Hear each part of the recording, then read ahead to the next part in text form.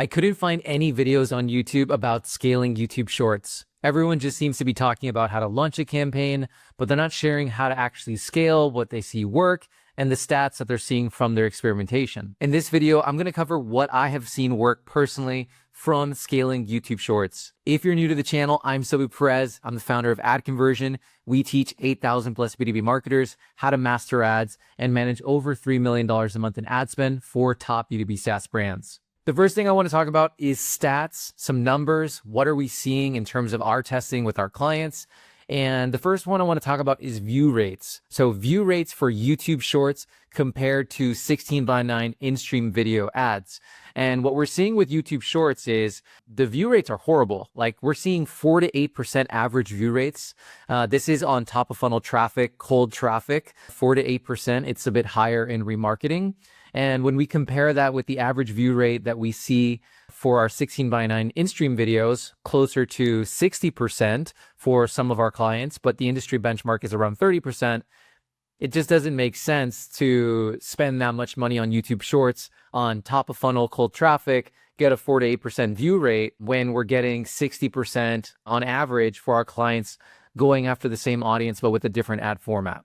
The second thing too, there's like a bit of a myth where people believe YouTube Shorts are cheaper than actual in-stream video ads. We personally have not seen this from our testing and our data. So for context, like CPMs we're seeing are relatively the same when we compare Shorts against in-stream 16:9 video ads for cold traffic. In addition to that, click-through rates are relatively the same as well, give or take, depending on how well we do with the creative format. But in terms of the cost of the placement in the media, we're not seeing real differences in terms of cost per 1,000 impressions with the CPMs, and the view rates are much lower compared to what we're able to do with a 16:9 placement. So with that, that takes me to my second point, which is if you're going to run YouTube Shorts, I highly recommend that you do it only in remarketing.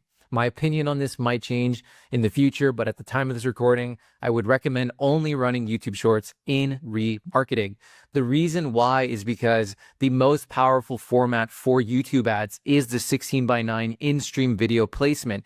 You're only getting charged if somebody watches 30 seconds of the video. The placement allows you more than 60 seconds in length. That's another downside with YouTube Shorts, is you can only have videos up to 60 seconds right now at the time of this recording. So 60 seconds doesn't give you as much time compared to an in-stream video ad. I can go much longer than 60 seconds and be able to communicate my entire value proposition and a coherent statement. So when it comes to remarketing, I just want to doodle out some examples here of YouTube Short ads that you should potentially take into consideration. So the first thing here is essentially, we're going to have like a two-step approach here. So step number one is you want to cast a wide net, right? And by the way, bear with my hand drawings here. But basically, step one is like you're casting a wide net, right? So this is prospecting, right? You can call this prospecting. You can call it top of funnel. In B2B, we call this the create stage. It doesn't matter. The point is you're casting a wide net. This is really where we're using those 16:9 in-stream placements. We're really trying to build as much brand affinity as trust as we can, really qualify viewers, drive lower view rates if we can drive higher quality views, all of that kind of stuff. And if you guys want more context on scaling 16:9 in-stream ads, let me know in the comments. And then here, now on the second step, this is where we do remarketing. That was a really bad circle. I've got to try that one again. Okay, let's do it. All right. I mean, don't ask me, but that's a 2. So for the second step, now we've got remarketing. And this is kind of like what we would call a double, or not a double, I would say a 2-step funnel. So, or like the 1-2. So it's like, all right, first we get on their radar, then we retarget them. And when it comes to remarketing, there are a few specific types of ads that we're seeing work well in terms of creative concepts, specifically for YouTube Shorts. The first one is proof. Social proof works really well, really in general for remarketing, but definitely with the YouTube Shorts ads placement. So proof, this is anything where third parties are validating or giving or lending credibility to your product, right? So for example, this is testimonials. This is case studies. This is, third, like influencers as an example. So all of this is examples of how you can get credibility, how you can showcase proof with your YouTube Shorts ads. I'm going to touch on this in my last point here, which is around how do you actually make good ads? Because remember, we only have 60 seconds, so we've got to be a bit creative here, but I definitely recommend leveraging proof in remarketing and testing it with the YouTube Shorts ads format. The other one as well that we're seeing work really well, and this one I would say is much more catered to SaaS companies and B2B, and that is product marketing. If you're watching this right now and you're in e-commerce, then you can consider this like demonstrations. And basically what we're trying to do is we're trying to educate users on the problems we solve and how we solve it. So what this looks like in practice is these are like use cases. So for example, we've built our own tool called Sammy. It's an ad automation platform. It allows us to build automated workflows to optimize our ads 24 hours a day. And that in itself is very vague and big, right? Like, what does that mean, automated workflow? So what we find work really well is instead of talking about ad automation as a whole, which is a bit, everybody has their own perception of what that means, we speak to specific use cases. So instead of talking about ad automation as a blanket statement, we'll talk about how you can set up this workflow to catch ad fatigue automatically and to get notified when your ads start to fatigue. Or we'll talk about another workflow where you can protect your monthly budget and never worry about overspending. These specific use cases make it real in your prospect's mind around how you can actually help solve their problems. The other one is demonstrations. So if possible, you can show like a quick demonstration. If we're talking, by the way, we operate in the B2B and SaaS world. So if you're new to the channel, so my worlds, the examples I talk about will be primarily from a B2B and software perspective. But just to give some context, if you're watching this in e-commerce, this could be like an unboxing as an example. But essentially for demonstrations, you just want to give people a look at like, what is it like on the other side?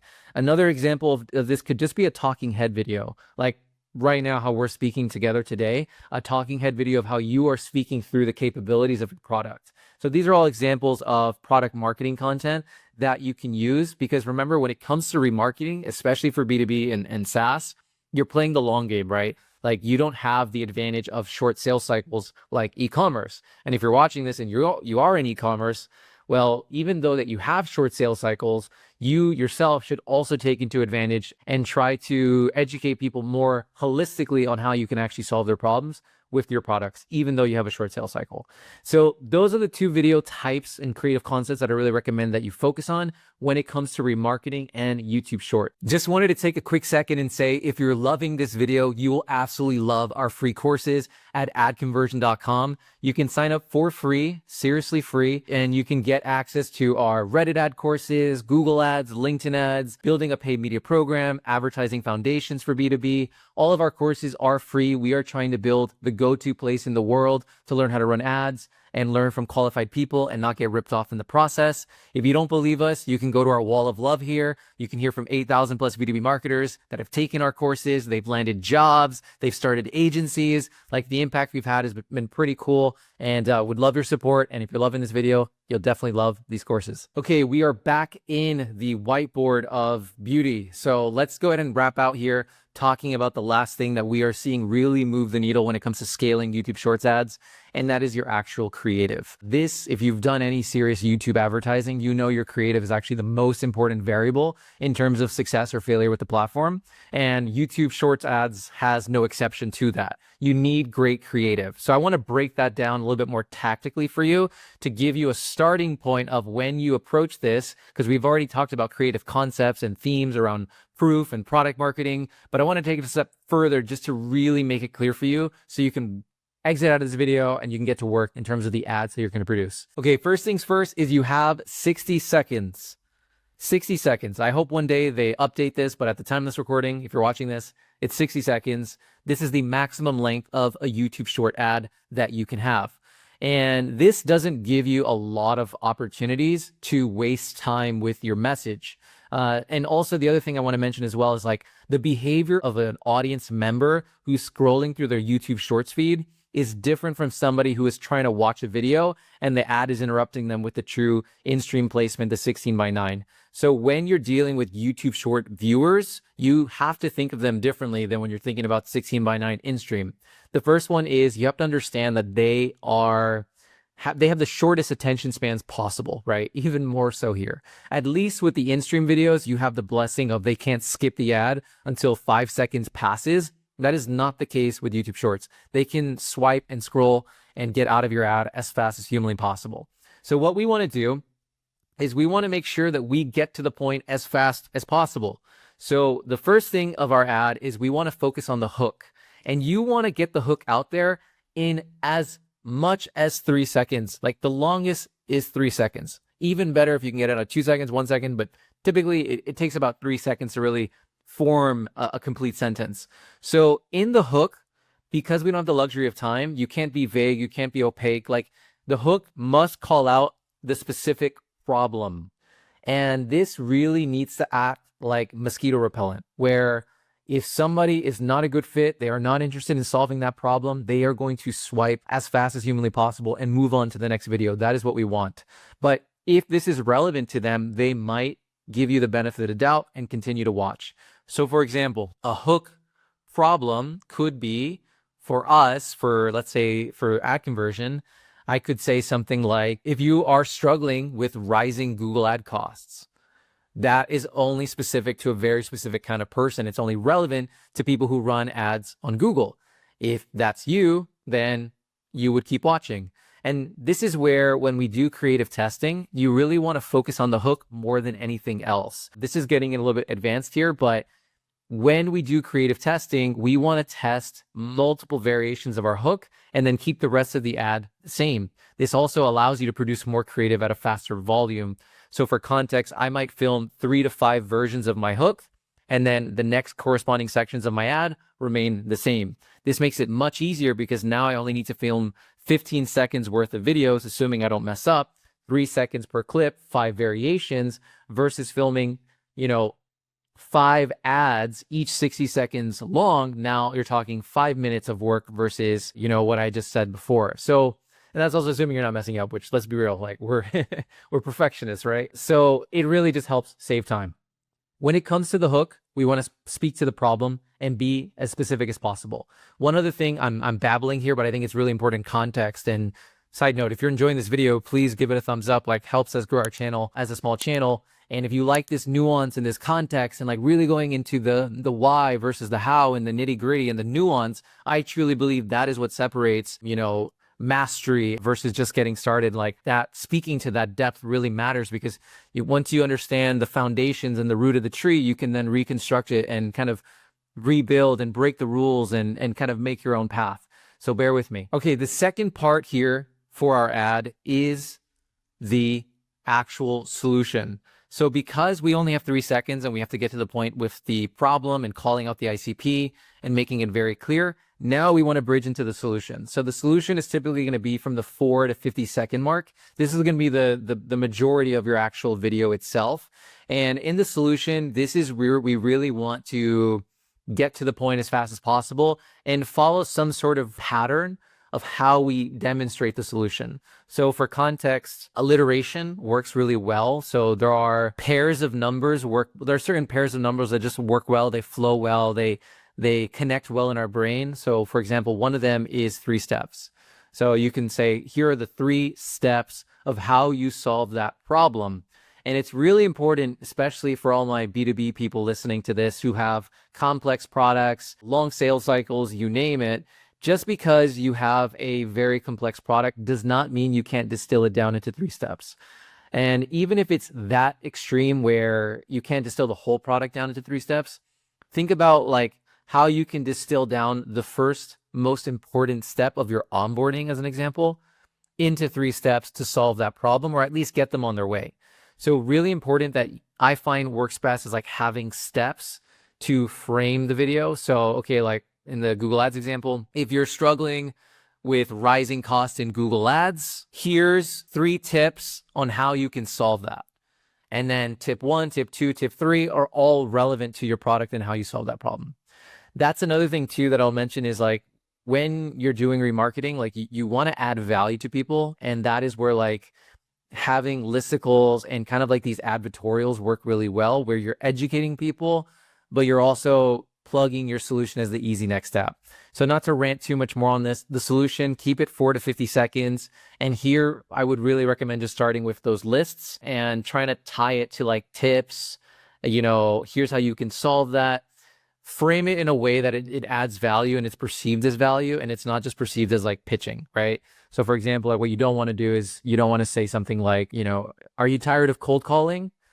And here are 3 features that can help you. Like no one's going to care, right? Are you tired of cold calling? Here's 3 tips on how you can make, outbound convert better. I don't know. And you kind of segue.